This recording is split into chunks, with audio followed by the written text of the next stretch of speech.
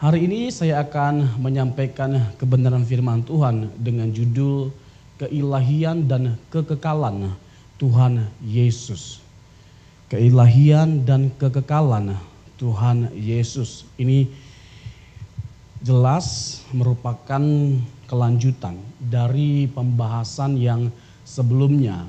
Dan tentu saya punya harapan. Harapan saya adalah supaya kita benar-benar memahami dasar iman kita ini dengan baik, dalam dan kuat. Dan implikasinya kita tidak lagi mudah digoyahkan oleh ajaran apapun. Dan bukan hanya itu, kita menjadi orang-orang yang kuat dalam kita menjalani kehidupan. Itu erat kaitannya dengan apa yang kita yakini, apa yang kita imani, dan bagaimana kehidupan yang kita jalani sebagai orang yang percaya. Yesus adalah Allah dan kekal. Itu adalah keyakinan yang sangat fundamental dalam kekristenan. Dan ini merupakan ajaran yang disaksikan oleh Alkitab, baik PL maupun PB, Perjanjian Lama maupun Perjanjian Baru, yang dilestarikan dalam sepanjang sejarah gereja. Jadi ini bukanlah keyakinan yang tidak berdasar. Yesus bukan baru menjadi Tuhan pada abad keempat atau di Konsili Nisea tahun 325. Bapak-bapak gereja dalam Konsili Nisea tidak hadir untuk menciptakan status keilahian Yesus, tapi hadir untuk mengencounter seorang yang bernama Arius yang telah menyangkali keilahian Yesus dan kesetaraan Yesus dengan Bapa. Artinya Yesus sudah dipandang sebagai Allah jauh sebelum abad keempat, sebelum bapak-bapak gereja dalam Konsili Nisea. Jadi jangan seakan-akan ya ada anggapan atau pandangan dari seseorang yang menegaskan bahwa kita percaya Yesus itu pada abad keempat oleh bapak-bapak gereja. Pertama-tama keyakinan kita ini dibangun di atas kebenaran Alkitab.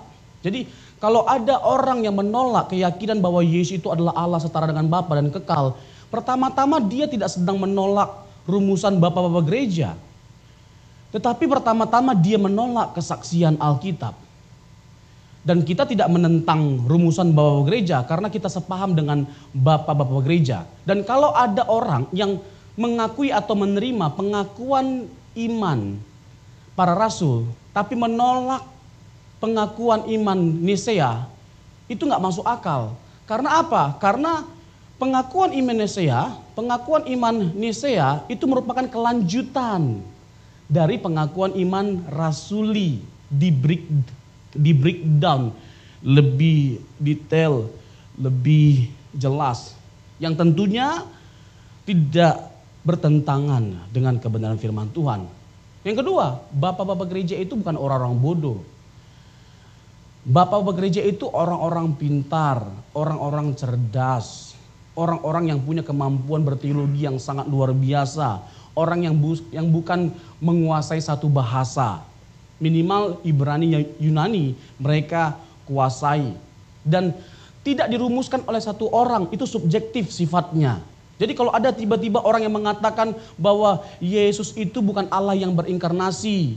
Kalau ada orang tiba-tiba yang mengatakan Yesus itu bukan pencipta alam semesta, tapi pencipta satu kehidupan yang baru. Dia menciptakan satu kehidupan baru, dia pelopornya, dia pemulanya. Nah, ini adalah pertama-tama Yesus yang lain. Artinya Yesus yang tidak sesuai dengan kebenaran Injil. Jadi itu bukan hanya sekedar Yesus yang tidak sesuai dengan bapak-bapak gereja, tapi itu adalah Yesus yang tidak sesuai dengan kebenaran Injil dan kita harus tegas menolaknya. Kita harus tegas menolaknya, apalagi ini sesuatu yang bersifat fundamental, substansial. Makanya Bapak Ibu, kita harus dalam memahami apa yang kita yakini. Kita harus tahu apa yang kita imani. Saya bukan bermaksud untuk menghakimi atau menjelekkan orang-orang Pentakosta. Tapi pada umumnya kita tahu, orang Pentakosta ini adalah orang yang minim pengetahuan akan Alkitab. Apalagi doktrin-doktrin. Apalagi teologia. Minim pengetahuannya. Ngerohnya kuat sekali. Ini kan hamba-hamba Tuhan yang dicari, hamba-hamba Tuhan yang dianggap penuh dengan urapan. Yang dikit-dikit Tuhan berbicara kepada saya. Tuhan berkata kepada saya. Nah yang begini-begini banyak peminatnya. Hamba-hamba Tuhan yang suka ngomong eskatologi akhir zaman. Iya kan? Yang mengatakan bahwa nanti Tuhan akan datang tanggal sekian. Nah itu banyak peminatnya itu. Tapi hamba-hamba Tuhan yang memberikan kebenaran, yang cerdas, yang dalam dan tajam dalam menguraikan kebenaran, sedikit peminatnya. Nggak banyak. Tapi beda dengan jemaat Igrea. Ya kan? Tapi tentunya saya berharap kita bukan hanya sekedar menjadi teologi lovers, but Jesus lovers. Kebenaran firman Tuhan disampaikan bukan hanya untuk menciptakan kita menjadi para pecinta teologi, tapi pecinta Yesus. Pada akhirnya kita hanya akan menjadi ahli-ahli Taurat, orang-orang Farisi atau orang-orang Saduki, kalau hanya sekedar menguasai semua teori, firman, doktrin yang ada dalam pikiran kita, tapi kita nggak aplikasikan dalam kehidupan kita. Makanya dalam Matius pasal yang ke-23 ayat 2 dan 3, Yesus suatu kali berkata demikian, lakukanlah apa yang mereka ajarkan, tapi jangan lakukan apa yang mereka lakukan. Karena antara apa yang mereka ajarkan, tidak berbanding lurus dengan apa yang mereka lakukan. Nah jangan sampai kita jadi ahli Taurat, ya yang hanya sekedar cakap, mempercakapkan firman Tuhan, tapi tidak cakap dalam melakukan kebenaran firman Tuhan. Makanya saya senang sekali ya, di gereja kita, motonya itu jelas, ya, jelas dan terpercaya. Mulailah dari rumah, karena nggak ada artinya kita jago di luar sana sebagai apapun kita, kalau kita nggak jago atau nggak baik di mata orang-orang di rumah. Amin, amin, yes, mantap. Ya, jadi Bapak Ibu Saudara yang terkasih, supaya kita nggak mudah diombang-ambingkan dengan berbagai macam pengajaran, kita harus suka belajar Alkitab. Kita harus suka mendengarkan kebenaran firman Tuhan.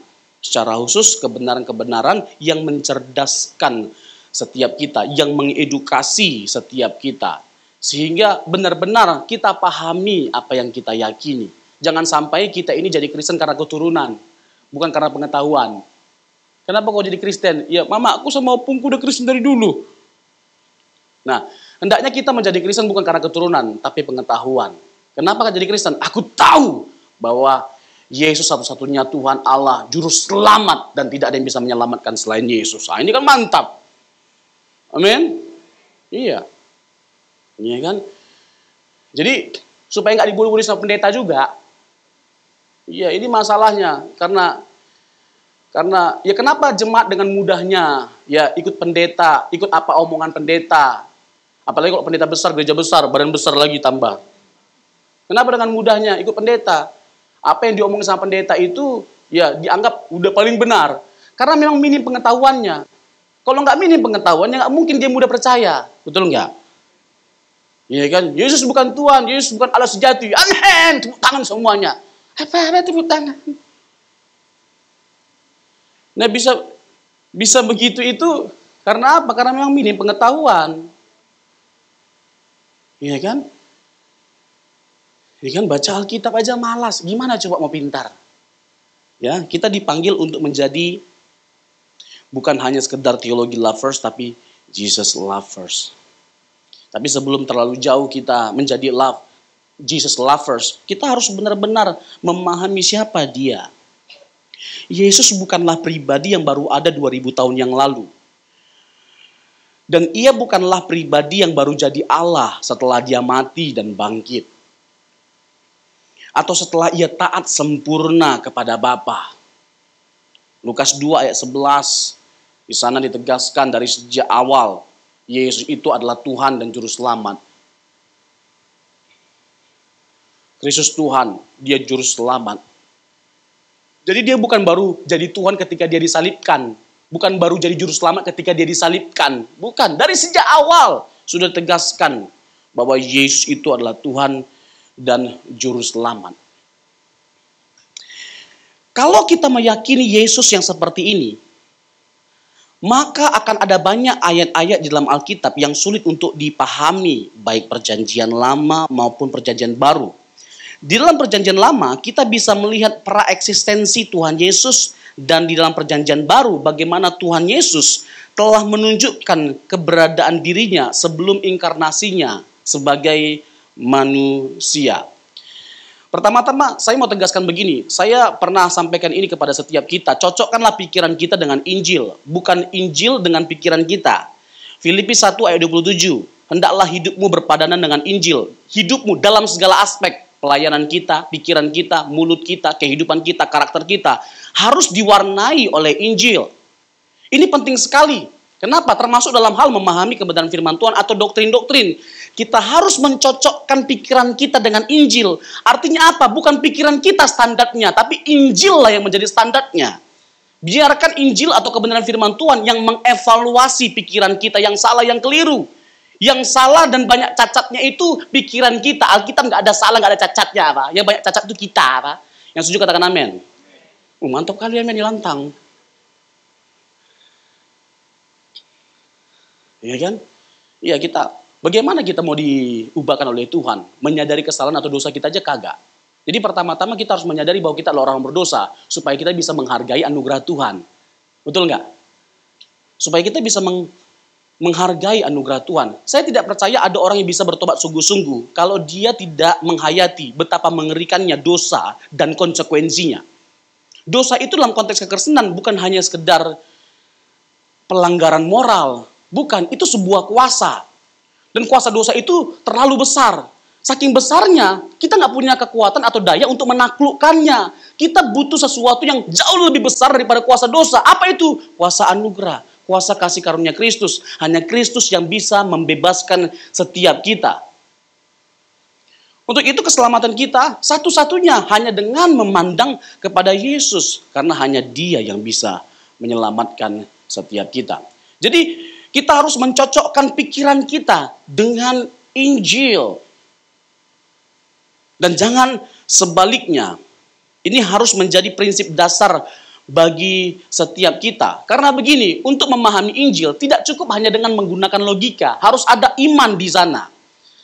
Harus ada iman di sana.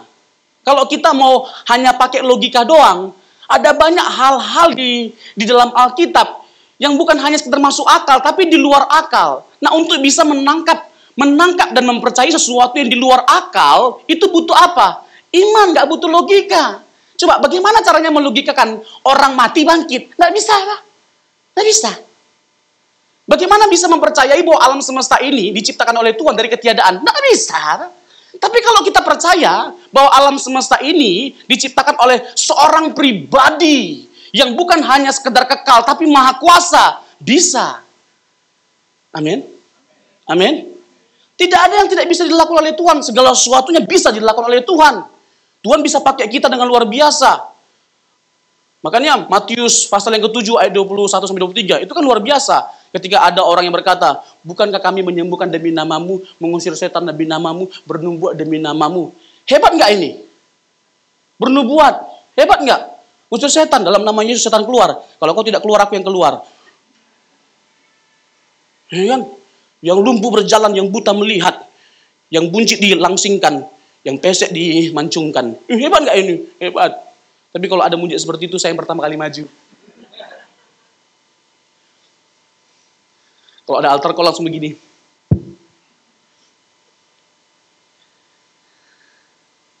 Tadi di mana sebelumnya tadi ya? Apa tadi? Oh, bukan sebelumnya tadi. Nah ini repotnya nih. Kalau lagi ngelawak, buyar.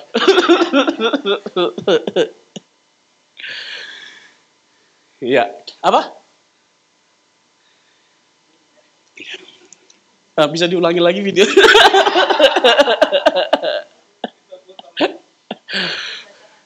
Ya, ya. Jadi susah kita menangkap Ya, kalau tidak menggunakan iman, sesuatu hal yang bersifat di luar akal.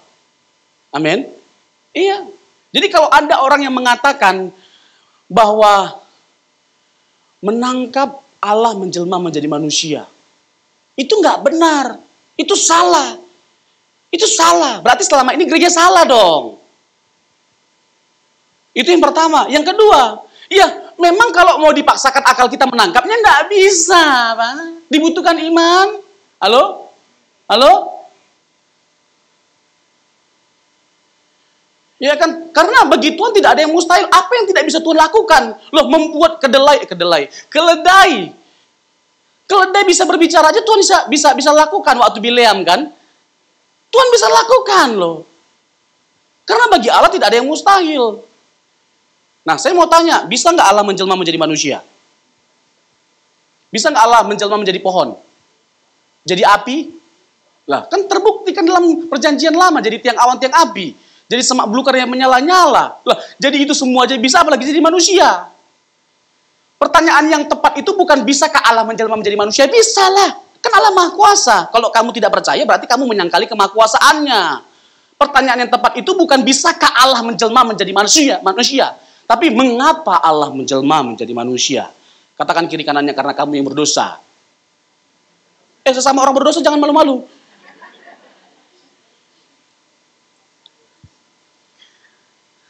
Bisa nangkap? Bisa dipahami? Iya, tidak semua hal harus ditangkap dengan logika.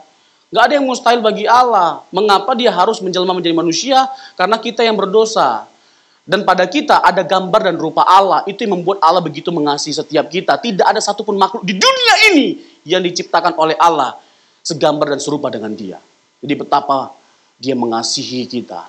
Betapa kita berharga di hadapan Tuhan. Jadi gak semua hal tentang Allah itu harus ditangkap dalam kerangka berpikir natural atau manusiawi. Karena Allah itu supranatural. Nah, untuk bisa menangkap hal-hal yang bersifat supranatural, kita butuh apa?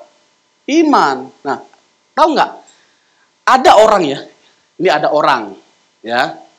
Meskipun Bapak Ibu udah tahu lah ya. Jadi ada orang, ini sama-sama supranatural case-nya. Ini sama-sama supranatural. Yesus lahir tanpa hubungan biologis, supranatural nggak? Tanpa laki-laki. Supranatural nggak? Allah berinkarnasi menjelma menjadi manusia, supranatural nggak? Nah, yang ini ditolak, tapi ini diterima karena alasan nggak masuk akal. Fair nggak itu? Fair nggak? Nggak fair kan? Sama-sama supranatural, tapi kesimpulannya dibuat berbeda. Yang ini tidak diterima, tapi yang ini diterima. Aneh nggak? Aneh. Yesus lahir itu dengan supranatural, tanpa ayah. Dari siapa? Benih Roh Kudus, Lukas 1 ayat 35. Nah, sebagaimana ini supranatural dan bisa kita tangkap dengan iman, yang ini juga sama supranatural dan harus ditangkap dengan iman. Yesus bangkit dari kematian, bagaimana coba mempercayai hal itu? Kalau pertama-tama tidak dengan iman, bisa dijelaskan dengan logika. Tapi logika itu bukan yang paling atas. Logika kita harus tunduk pada otoritas kebenaran firman Tuhan. Apa yang disaksikan oleh Alkitab harus kita terima sebagai kebenaran. Amin. Tetapi bukan berarti tidak bisa dibuktikan. Bisa dibuktikan dengan panjang lebar. Saya bisa buktikan hal itu. Karena ini juga merupakan tesis saya terkait dengan how to prove, ya, bagaimana membuktikan bahwa Yesus itu bangkit dari kematian, baik secara teologi, secara filosofis, maupun secara historis, sangat bisa dipertanggungjawabkan, sangat bisa diandalkan data-data Alkitab. Nah, kalau kita meyakini Yesus yang seperti ini, yang menyimpang tadi ya, maka akan ada banyak ayat-ayat dalam Alkitab yang sulit untuk dipahami, baik perjanjian lama maupun perjanjian baru. Di dalam PL, kita bisa melihat praeksistensi Tuhan Yesus. Dan di dalam PB, sekali lagi, bagaimana Tuhan Yesus telah menunjukkan keberadaan dirinya sebelum inkarnasinya sebagai manusia. Yesus itu adalah God-man, bukan man-God. God-man, Allah manusia. Bukan manusia Allah. Karena apa? Karena dia bukan manusia yang jadi Allah, tapi dia adalah Allah yang jadi manusia. Yesus itu bukan manusia yang jadi Allah. Itu nggak ada. Dan itu bukan keyakinan kita. Jadi kalau ada yang mengatakan orang Kristen itu mempertuhankan manusia. Siapa? Nggak ada. Karena Yesus itu bukan manusia yang jadi Allah. Dia adalah Allah yang jadi manusia. Manusia jadi Allah mana ada? Jangan manusia jadi Allah. Manusia jadi Huluk, Wakanda Forever itu hanya di bioskop. Apalagi jadi Allah, nggak ada. Amin. Jadi Yesus itu adalah God-man, Allah manusia. Nah, saya mau mulai dengan poin pra-eksistensi dan kekekalan Tuhan Yesus. Pra-eksistensi dan kekekalan Tuhan Yesus. Bapak Ibu, kenapa saya dengan serius dan semangat atau antusias menyampaikan atau menyuarakan hal ini, bahkan dalam banyak seri. Bahkan saya mampu untuk menjelaskan tentang kristologi sebanyak 16 kali pertemuan. Itu kurang lebih lah, 16 kali pertemuan. Jadi baru berapa kali pertemuan kita? Baru 2. Itu masih panjang. Ya. Kenapa saya semangat sekali? Karena ini menyangkut kekekalan kita. Menyangkut kekekalan kita. Kita harus meyakini, mengimani Yesus yang benar. Kalau kita mau ke suatu tempat, kita harus memastikan kalau tempat itu tidak kita ketahui. Kita harus memastikan bahwa alamat atau Google Map yang diberikan kepada kita itu benar. Ya kan? Misalnya mau ke Rica Raja. Ya, misalnya mau ke Rica Raja. Ya kan? Alamat atau Google Map yang diberikan kepada kita harus Rica Raja. Jangan ke Gading Nias. Itu apartemen saya. Bisa nangkap nggak? Bisa paham? Iya. Nah, Yesus yang salah, Yesus yang lain tidak akan pernah membawa kita kepada keselamatan, kehidupan kekal. Tapi kepada kebinasaan. Ini implikasinya. Jadi ini bukan sesuatu yang serius, tapi sangat serius. Ini kekekalan, ini keselamatan, ini kehidupan kekal. Ini bukan sesuatu yang kaleng-kaleng, ini bukan sesuatu yang main-main. Harus serius kita memperkarakannya. Amin. Iya. Nah, apalagi terkait dengan pra-eksistensi Tuhan Yesus. Saya bingung kalau sampai ada orang yang menolak pra-eksistensi Tuhan Yesus. Kenapa? Karena perjanjian lama itu berisi segudang data, bukti yang menunjukkan bahwa Yesus telah ada sebelum dia menjelma menjadi manusia. Itu disebut dengan apa? Teofani, Kristofani, penampakan Allah dalam perjanjian lama. Ada seorang tokoh yang mengatakan bahwa Bapa itu misteri, selama-lamanya tidak kelihatan. Perwakilannya adalah Yesus Kristus. Bahkan dalam perjanjian lama, diyakini semua penampakan Allah perjanjian lama itu adalah Yesus. Tapi tiba-tiba pandangannya berubah dan mengatakan bahwa Yesus itu belum ada sebelum dia jadi manusia. Lalu pertanyaannya, yang menampakkan diri dalam perjanjian lama itu siapa? Dalam Keluaran 3 misalnya, dalam semak belukar yang menyala-nyala ketika menampakkan diri kepada Musa, itu siapa? Yang menampakkan diri kepada Gideon, ada malaikat Tuhan. Lalu dia ketakutan, ternyata aku ketemu dengan Tuhan. Aku bisa mati nih. Karena dalam tradisi mereka, kalau ketemu Tuhan itu bisa mati. Lalu siapa lagi? Ya, yang bertemu dengan Hagar itu siapa? Lalu Kejadian pasal yang ke-18. Coba kita buka nih ya. Ini mulai buka-buka ayat. Jadi kita memang bergantung sepenuhnya sama operator. Ya. Operator. Yohanes 8, Jelly. Ini kita bergantung sepenuhnya sama Jelly. Supaya jangan sampai mati lagi. Yohanes 8, 58. Nah, ini kemarin saya ada jelaskan secara sepintas. Atau belum, saya lupa lah. Kata Yesus kepada mereka, aku berkata kepadamu, sesungguhnya sebelum Abraham jadi, aku telah ada. Kata yang dipakai untuk Yesus itu present. Present, ego eimi. Artinya apa? Tidak ada waktu, tidak ada masa di mana Yesus tidak ada. Dia selalu ada. Jadi bingung kita kalau sampai ada orang yang menolak pra-eksistensi Tuhan Yesus. Keberadaan dia sebelum dia menjelma menjadi manusia. Bahkan kekekalannya. Bingung kita, kok bisa ya? Apalagi kalau pendeta, apalagi kalau dokter teologi ya. Lebih bingung lagi kita, Pak. Kalau begitu jangan sekolah teologi ya kalau pada akhirnya nggak percaya. Betul? Ya lebih bagus kayak bapak ibu ya kan. Nggak sekolah teologi ya, tapi dalam belajar teologianya. Apalagi diperhatikan mulai dari rumah.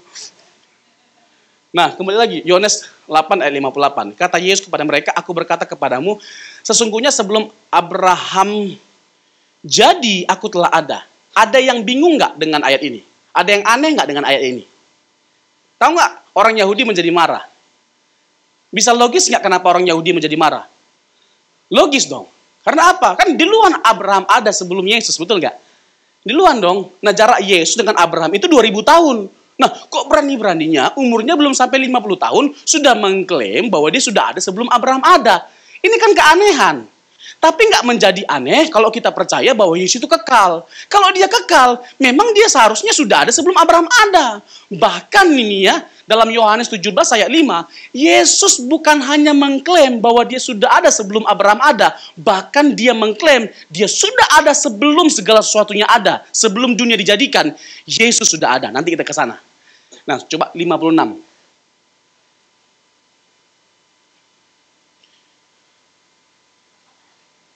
56. Masih dengan pasal yang sama. Oke. Ada yang memahami ayat 58 tadi. Itu artinya metonim atau firman yang ada pada Yesus. Firman itu milik Bapa, diberikan pada Yesus. Jadi yang kekal itu adalah firmannya, bukan Yesusnya. Ini sih asli ya. Ini benar-benar, maaf kalau saya menggunakan kalimat ini. Ini sih asli memperkosa ayat atau konteks. Udah jelas kok, terang. Udah biarkan aja, ya, biarkan aja kita lihat Alkitab itu bernarasi dengan sendirinya. Dengan jujur melihat konteksnya. Terang benderang kok. Nah, bagaimana cara kita melihatnya? Ayat 56. Kita percaya bahwa itu adalah Yesus. Abraham bapamu bersukacita bahwa ia akan melihat hariku. Dan ia telah melihatnya. Dan ia bersukacita. Jelas enggak? Ini menunjukkan kebenaran bahwa Yesus itu sudah ada sebelum dia menjelma menjadi manusia. Dan ditegaskan bahwa Abraham pernah melihat harinya dan Abraham bersukacita. Pertanyaannya kapan? Kejadian 18. Nanti Bapak Ibu baca di rumah, dicatat saja. Di Kejadian 18 itu diterbantin ada 3 orang yang datang kepada Abraham. Yang pertama, ya, ada 2 case di situ ya di Kejadian pasal 18. Yang pertama terkait dengan mengumumkan bahwa Sarah akan punya anak. Lalu Sarah ketawa. Soalnya. Gimana? Ini kan pada akhirnya dia punya anak umur 90 coba. Umur 90 punya anak coba, ya kan. Jangankan Sarah, kita pun akan ketawa, Pak, mendengar Yesus waktu ngomong begitu. Ini ada aja tuh Yesus ini.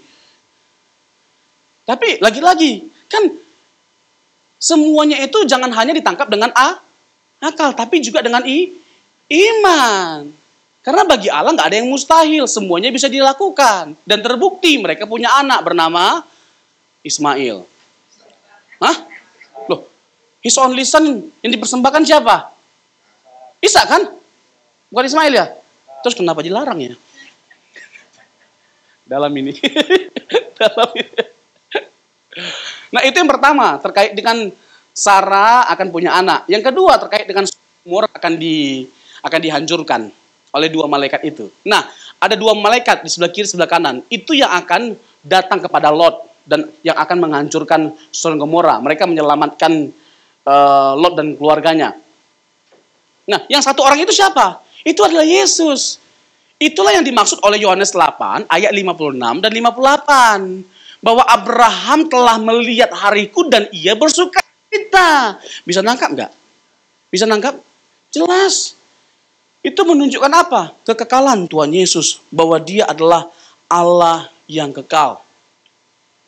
Dia adalah pribadi yang bukan baru ada 2000 tahun yang lalu. Tapi dari kekal sampai kekal. Ya, ada banyak sekali ya case-nya. Case-nya atau ayat-ayat dalam Perjanjian Lama. Yang berbicara tentang teofani. Penampakan diri Allah dalam Kristus Yesus, ya, atau disebut dengan Kristofani, penampakan Kristus dalam Perjanjian Lama sebelum dia menjelma menjadi manusia yang mengosongkan diri. Nah, terkait dengan kekekalan Tuhan Yesus, praeksistensi dan kekekalan Tuhan Yesus sudah mulai tampak misalnya dari kiasan Paulus dalam 1 Korintus pasal yang ke-10 ayat yang ke-4, bahwa di padang gurun nenek moyang Yahudi minum dari batu karang rohani yang mengikuti mereka. Dan batu karang itu ialah Kristus. Batu karang itu ialah Kristus. Paulus mengidentifikasi bahwa batu karang itu adalah Kristus, sehingga secara tidak langsung Paulus menegaskan apa? Praeksistensi atau kekekalan Tuhan Yesus. Tadi salah satu ayatnya sudah saya singgung, Yohanes 8 ayat 58. Kalau sejumlah teks PB, Perjanjian Baru, berbicara tentang inkarnasi, sedikit banyak diandaikan bahwa anak Allah ketika dikandung sudah ada terlebih dahulu dan bukan baru mulai ada. Jadi kalau dalam konteks kemanusiaannya itu Yesus Yerusalem. Yesus Yerusalem. Itu konteks kemanusiaannya. Tapi dalam konteks keilahiannya dia kekal. Jadi yang baru ada itu kemanusiaannya, bukan keilahiannya. Dalam Filipi 2 ayat 6-11 dikatakan bahwa Yesus tidak menganggap kesetaraan dengan Allah itu sebagai milik yang harus dipertahankan. Kalau diterjemahkan demikian, maka ini mengandaikan bahwa Yesus sudah setara dengan Allah. Sudah setara dengan Allah. Tetapi ia rela mengosongkan dirinya dan mengambil rupa seorang hamba dan menjadi sama dengan manusia. Interpretasi ini menyiratkan bahwa anak Allah menjelma menjadi seorang manusia. Kalau anak Allah menjelma menjadi manusia, tentu ia sebelumnya sudah ada. Coba kita buka 2 Yohanes 1 ayat 7. 2 Yohanes 1 ayat yang ke-7.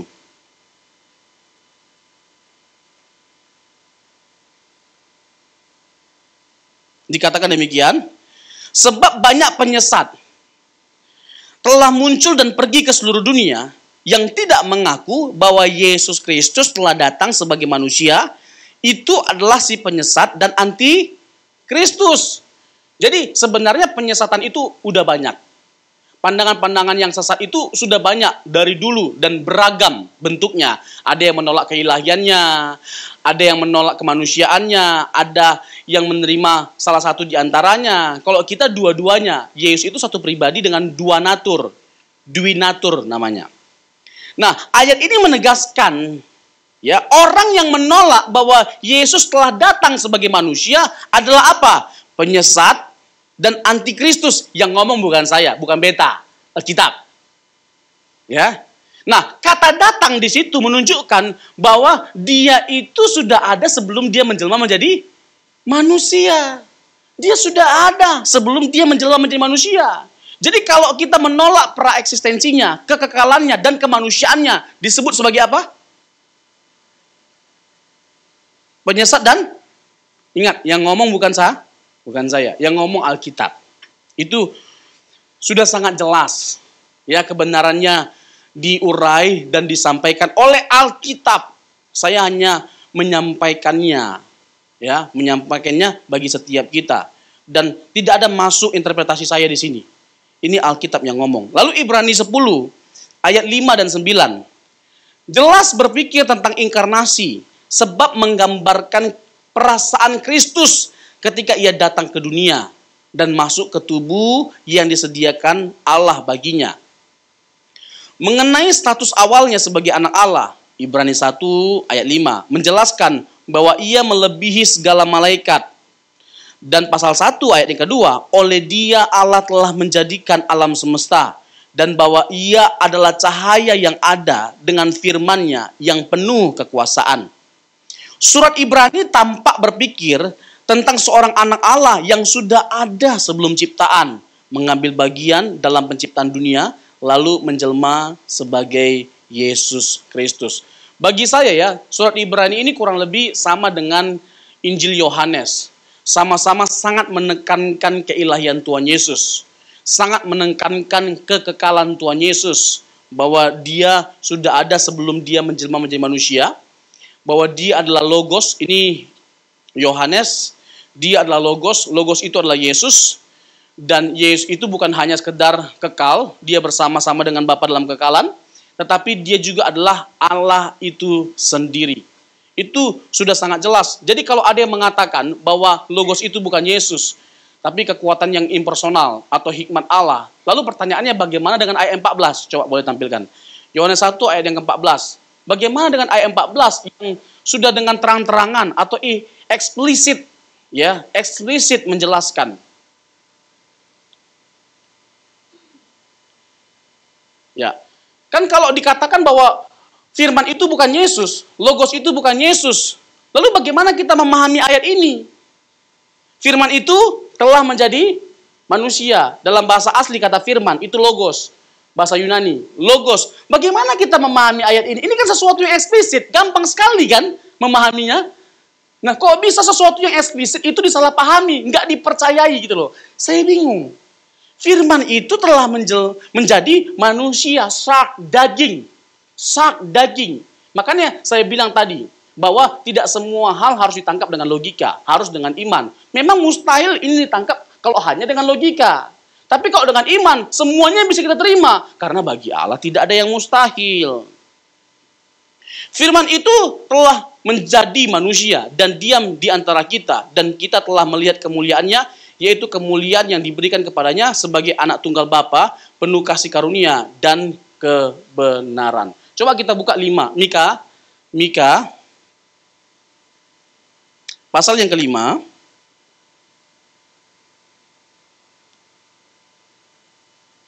Ya. Ayat 2 dan 3. Coba ya Bapak Ibu ya. Coba kita perhatikan ayat ini baik-baik.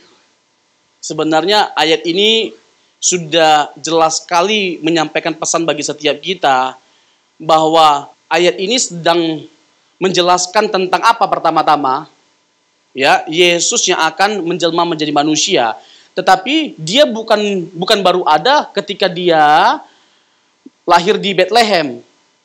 Bukan baru ada ketika dia lahir di Bethlehem. Tapi apa? Keberadaannya itu sudah ada dalam kekekalan. Coba kita perhatikan ayat ini. Kita baca sama-sama. 1, 2, 3, ya. Tetapi engkau, hai Bethlehem Efrata, hai yang terkecil di antara kaum-kaum Yehuda, daripadamu akan bangkit bagiku seorang yang akan memerintah Israel, yang permulaannya sudah sejak purbakala, sejak dahulu kala. Jadi dia bukan baru ada waktu di Yerusalem. Dari sejak kekal dia sudah ada. Bisa ditangkap Bapak Ibu? Oke, sekarang coba kita buka Yohanes 9. Yesaya 9. Yesaya 9. Ayat yang ke-5 atau 6.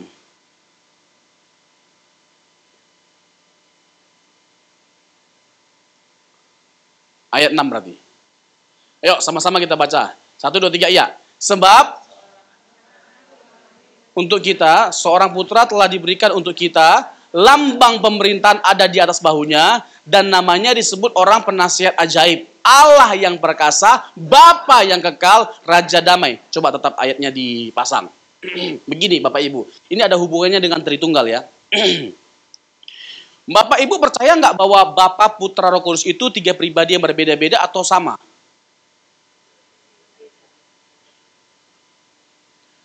Ada yang bilang sama, ada yang beda. Kita beda-beda memang. Ada saksi. Bapak Ibu percaya bahwa Bapa, Putra, Roh Kudus itu pribadi yang berbeda atau sama? Pribadi yang beda. Pribadinya beda tapi kita yang sama. Udah kayak lagu itu. Tuhan kita satu, kita yang tak sama. Bapak Ibu mustahil Bapa, Putra, Roh Kudus itu bukan pribadi yang mustahil bahwa Bapa, Putra, Roh Kudus itu bukan pribadi yang berbeda-beda. Itu mustahil bahwa Bapa, Putra, Roh Kudus itu pribadi yang sama. Itu adalah pribadi yang berbeda-beda. Ya, karena begini, misalnya waktu Yesus dibaptis, ya, ini dalam waktu bersamaan ada muncul 3 pribadi yang berbeda-beda. Dalam waktu yang sama, dalam peristiwa yang sama, ada Bapa yang ngomong, inilah anak yang kukasih, kepadanya aku berkenan. Lalu ada Roh Kudus yang dalam bentuk burung Garuda. Apa? Merpati. Oh, burung Garuda Indonesia. Tidak apa pasangannya burung hantu. Nah, dalam bentuk merpati. Lalu ada Yesus yang dibaptis. Ini kan jelas. Nggak mungkin ini pribadi yang sama. Pasti pribadi yang berbeda-beda. Lalu misalnya, contoh. Kalau tidak dipahami bahwa Yesus dan Bapa itu adalah dua pribadi yang berbeda, maka komunikasi Tuhan Yesus selama hidup di bumi itu buruk kali. Komunikasi terburuk sepanjang peradaban umat manusia. Yesus.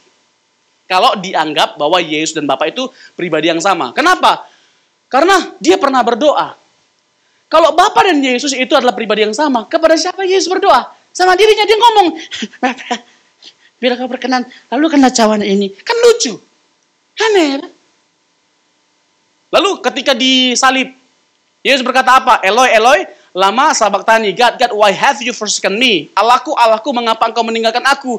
Kalau Yesus itu Bapa, Bapa itu adalah Yesus. Loh, masa dia ditinggalkan sama diri sendiri? Aneh, Pak? Itu kan membuat kita berkesimpulan, gak mungkin Yesus dan Bapa itu adalah pribadi yang sama. Pasti pribadi yang berbeda. Kembali kepada ayat ini. Jadi udah jelas ya? Nah, sekarang pertanyaannya, kalau Bapa dan Yesus itu adalah pribadi yang berbeda, pertanyaannya kenapa di sini dikatakan bahwa Yesus itu adalah Bapa? Bapa yang kekal. Langsung tiba-tiba serius melihat ayatnya. Yang mana? Yang mana? Ini, Pak.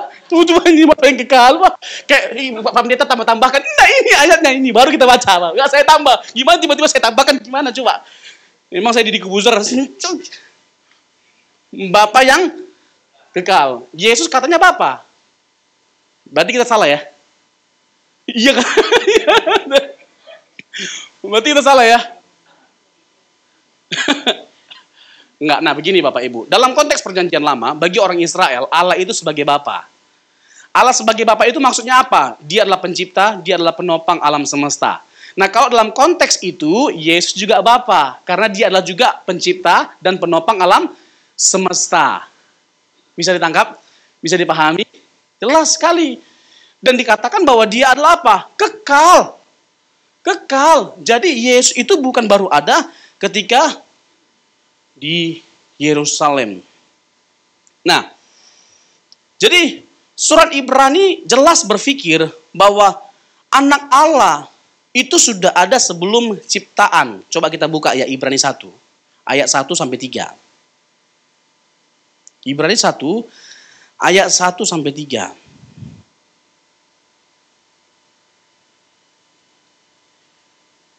Yuk kita baca secara bersama-sama, 1, 2, 3, iya. Setelah pada zaman dahulu, Allah berulang kali dan dalam pelbagai cara berbicara kepada nenek moyang kita dengan maka pada zaman akhir ini, ia telah berbicara kepada kita dengan perantaraan anaknya, yang telah ia tetapkan sebagai yang berhak menerima segala yang ada. Oleh dia, Allah telah menjadikan alam semesta. Ayat 3. Ia adalah cahaya kemuliaan Allah dan gambar wujud Allah dan menopang segala yang ada dengan firman-Nya yang penuh kekuasaan. Dan setelah ia selesai mengadakan penyucian dosa, ia duduk di sebelah kanan yang maha besar di tempat yang tinggi. Jadi yang dimaksud ayat ini siapa? Yang dimaksud oleh ayat ini siapa? Yesus. Dia adalah Allah. Lalu pertanyaannya, kalau dia Allah, kenapa dia berdoa? Yesus Allah? Yesus Allah? Nah kalau dia Allah, kenapa dia berdoa? Mantap kali jawabannya. Karena kita percaya Yesus itu bukan hanya Allah, tapi juga manusia. Manusia dalam kemanusiaannya wajar kalau dia berdoa. Dan dia memberikan teladan bagi setiap kita. Dan dalam segala hal, Yesus itu memberikan teladan bagi setiap kita. Dalam segala hal.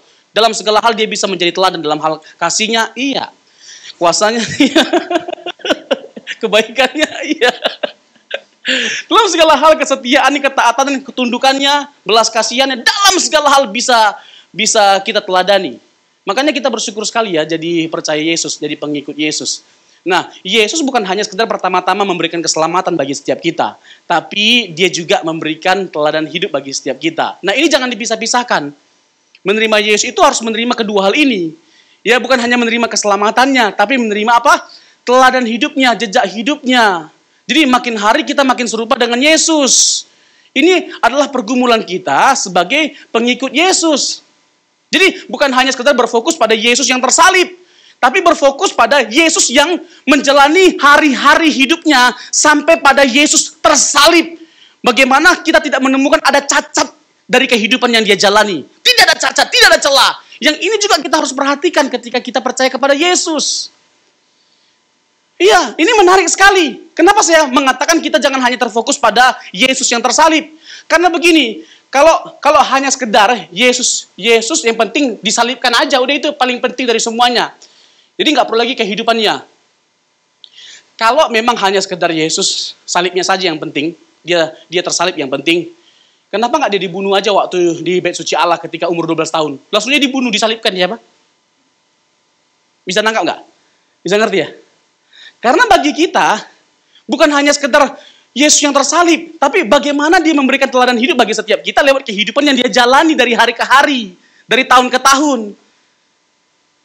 Karena kalau dikatakan dalam 1 Yohanes 2 ayat 6, barang siapa yang mengaku mengenal ia wajib hidup sama seperti Yesus hidup. Nah, bagaimana kalau sejak awal sudah tersalibkan dia, hidup seperti apa yang mau kita tiru dari Tuhan Yesus? Nggak ada. Tapi saya rasa 33,5 tahun sudah menjadi waktu yang cukup bagi setiap kita. Dan didapati dalam segala hal, Yesus bisa ditiru, dicontoh. Yang setuju katakan amin. Dalam mengampuni. Ya, mari kita belajar menjadi orang-orang yang sulit membenci tapi mudah mengampuni. Kita orang seperti itu atau ya orang yang sebaliknya? Mudah membenci tapi sulit mengampuni. Yang mana? Ya kan, orang yang mudah membalas kejahatan dengan kebaikan. Dilempar dengan batu, lempar dengan bunga. Dilempar dengan batu, lempar dengan bunga. Dilempar lagi dengan batu, lempar lagi dengan bunga sama pot-potnya sekalian. Balas kejahatan dengan kebaikan. Mudah nggak kira-kira? Jujur nih ya. Ketika Bapak Ibu disakiti, dikecewakan, diperlakukan tidak baik, dirugikan oleh orang. Mudah nggak untuk berbelas kasihan sama orang seperti itu? Jujur. Nah, bagaimana mungkin kita bisa mudah berbelas kasihan kalau kita nggak bersentuhan dengan Injilnya, dengan Tuhan? Nggak mudah. Makanya bersyukur sekali kita dengan gereja yang sangat menekankan Injil, gospel center. Bukan pendetanya, bukan pemimpinnya, yang mengarahkan jemaatnya berfokus pada Injil dan Kristus.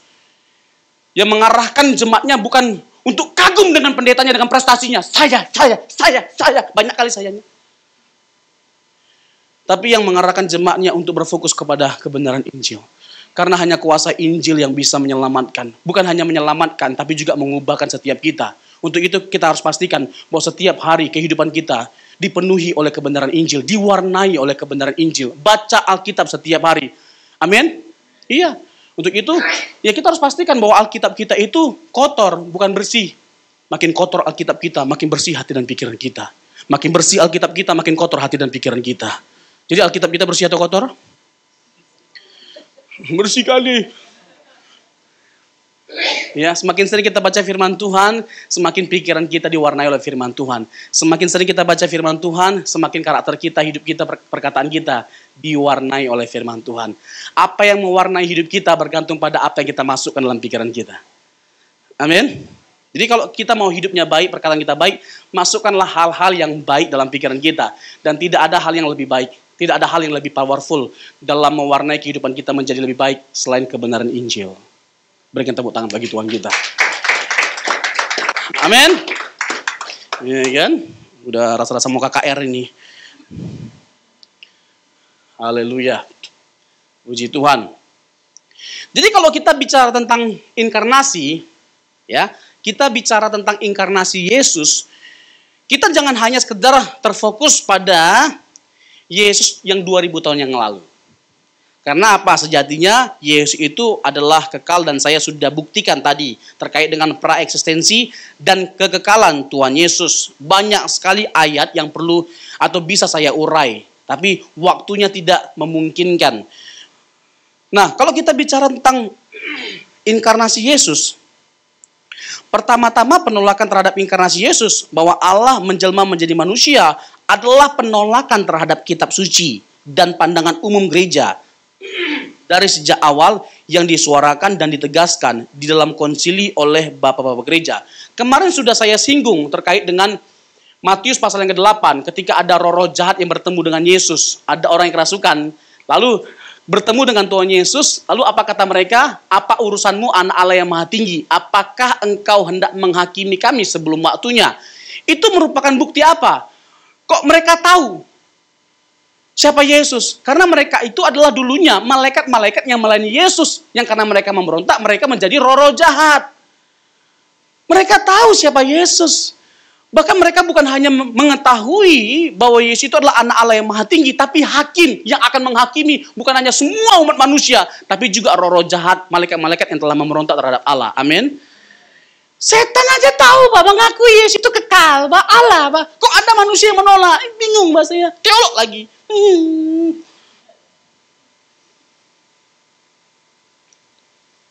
Bukan main-main ini. Ini sesuatu yang sangat penting sekali. Ya, serius. Ini penting sekali ini.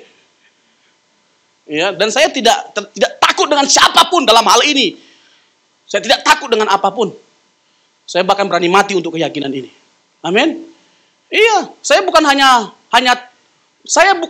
tidak takut dikeluarkan dari satu sinode atau satu gereja. Nggak takut sama sekali. Ditolak oleh pendeta. Sama sekali nggak jadi masalah. Karena pertaruhannya ini kekekalan.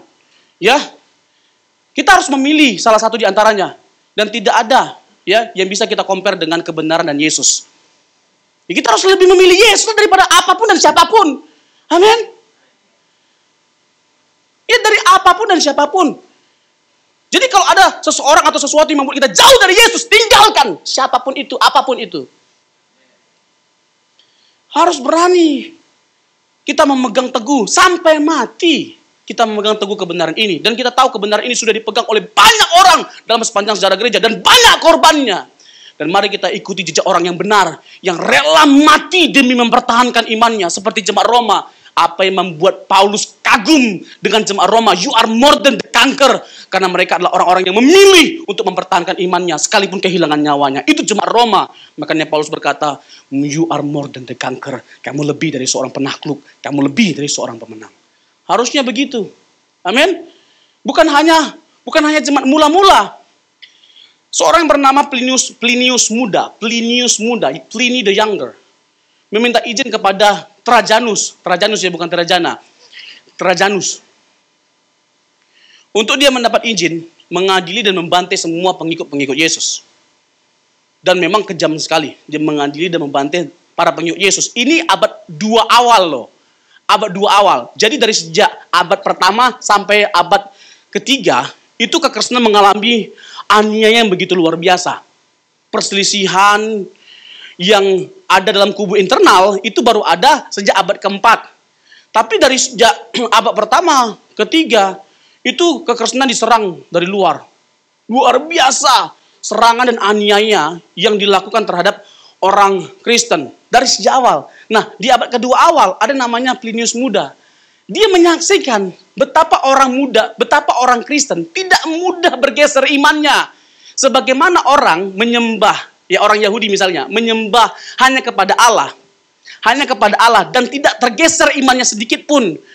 Ya, hanya mau menyembah Allah saja. Begitu juga orang Kristen pada waktu itu, hanya mau menyembah Yesus saja, tidak ada yang lain. Ketika mereka diancam dibunuh pun gak jadi masalah. Mereka rela mati untuk iman mereka. Dan mereka tetap menyembah Yesus. Ketika mereka digoda, dipaksa untuk menyembah yang lain di luar Yesus, mereka tidak mau.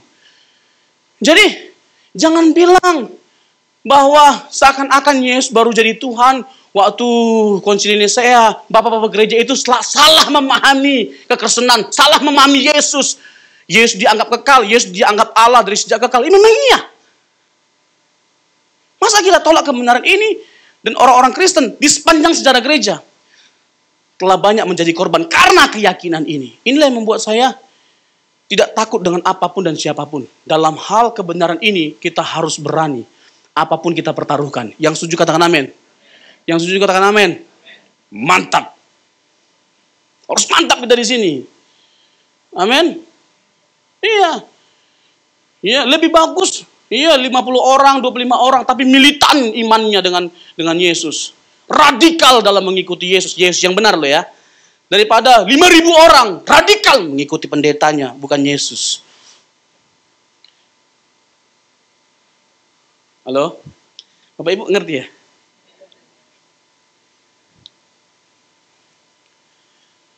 Ya. Nah, inkarnasi merupakan salah satu ajaran yang sentral. Ya, ajaran sentral gereja. Putra Allah menjadi manusia. Kalau kita membaca sejarah teologi, kita akan menemukan aneka macam refleksi kreatif para teolog yang berusaha memberikan penjelasan tentang makna dari apa yang terkandung dalam ajaran iman tersebut. Tetapi juga tentang alasan dan maksud atau tujuan dari inkarnasi. Ya, tujuan dari inkarnasi. Kita tahu tujuan utama dari inkarnasi itu adalah menyelamatkan setiap kita. Keselamatan itu pekerjaan Allah. Jadi kalau Yesus bukan Allah, bagaimana mungkin dia jadi juru selamat? Bisa nangkap ya? Kalau dia bukan Allah, bagaimana mungkin dia bisa jadi juru selamat? Nggak mungkin. Orang Kristen menggunakan kata inkarnasi untuk menyatakan kepercayaan mereka bahwa kelahiran Yesus Kristus menandai masuknya anak Allah yang kekal dan ilahi di tengah-tengah umat manusia. Yesus bukan sekedar manusia biasa. Posisi Kristen historis menyatakan Yesus Kristus adalah Allah sempurna dan manusia sempurna. Jadi Alkitab menceritakan, Alkitab menjelaskan kedua karakteristik dari dua natur dari natur Yesus Kristus. Karakteristik dari kedua natur Yesus Kristus. Karakteristik kemanusiaannya, karakteristik keilahiannya. Nah, jangan menggunakan karakteristik kemanusiaannya untuk menggugurkan keilahiannya. Sebaliknya, jangan menggunakan karakteristik keilahiannya untuk menggugurkan kemanusiaannya. Lihat ini menjadi satu kesatuan yang utuh. Alkitab menceritakan sekalipun dia manusia, tapi dia adalah Allah. Misalnya dia mengampuni dosa. Hanya Allah yang bisa mengampuni. Markus 2 ayat 7 ya, sampai 10. Dan dia mengklaim anak manusia berkuasa untuk mengampuni dosa. Orang Yahudi menjadi marah. Karena mereka tahu bahwa mengampuni itu adalah pekerjaan Allah. Matius pasal yang ke-12. Yesus mengklaim bahwa dia, coba boleh dibuka, Yohanes 5 ayat 17-18. Nah, sebelumnya tadi saya bilang apa? Matius pasal 12 ayat 6 dan 8. Yesus mengklaim di ayat yang ke-6, dia adalah lebih besar daripada bait suci Allah. Dia lebih besar. Yang lebih besar daripada bait suci Allah tidak ada selain Allah. Jadi kalau Yesus mengklaim bahwa dia lebih besar daripada bait suci Allah, siapa dia?